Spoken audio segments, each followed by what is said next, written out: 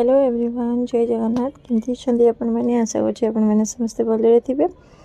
आज मु एटा डिनर रे मो झियर स्पेशल फरमाइश थिला आलू भर्ता बनै दे आउ सेटा को रोटी रे रोल करिवि, सॉस दबु, प्याज दबु, एमती आइटम सब था। तो मु कहले खाली आलू भर्ता कोन करिवि, गाजर आ फूल के मिक्स कर दियो।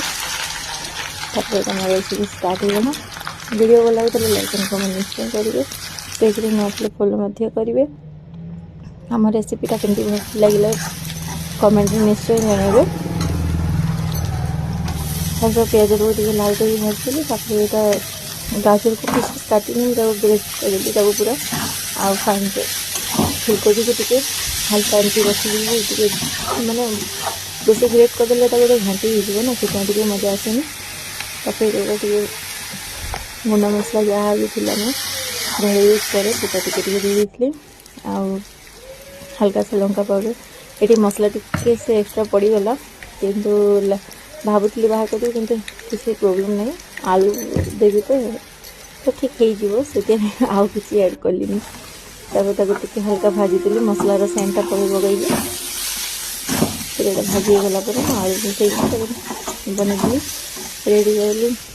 आलू भैंस पर देवा टाइम मो झील खाई सारा फरमाइश केत छुआ मान को मन हुए कि सब टाइम से आलू तरकारी फुलकोबी तरकारी कि जहाँ भी किसी नुआ नुआ अलग करके देवा पड़े।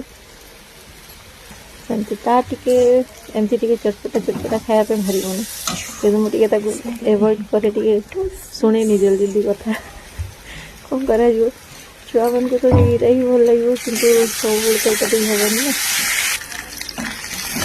ना। आपंक आड़े सब शीत ठंडा कमी पड़ानी आम सब तो हो गलानी बहुत एमती ठंडा सडनली बढ़ीगला। मुझे फास्ट भावुली कि ये थर ठंडा पड़ो कि नहीं नवेम्बर भी सरी आसलानी किंतु सडनली पड़गला सब।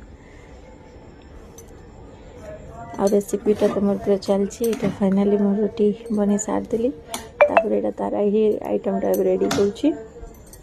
दुईटा रोटी आलू एमती भरदेली सस टे सस दे नी कि मत सस मांगला थे आलू देती कहले भी मानिया को बहुत मुस्किल कह कौन मत टे सस दे फिर टे सस नाला एमती पियाज टे देदेली रेडी करदेली मोर आज डिनर। केमती सांग मैंने कमेंट निश्चय जनइबे। आप प्लीज प्लीज प्लीज सपोर्ट एमती करूँ था। प्लीज लाइक भी दिंतु टे व्यूज बढ़ातु। चेष्टा करुँच मुझे जिते टाइम पाँच जहाँ भी वीडियो कि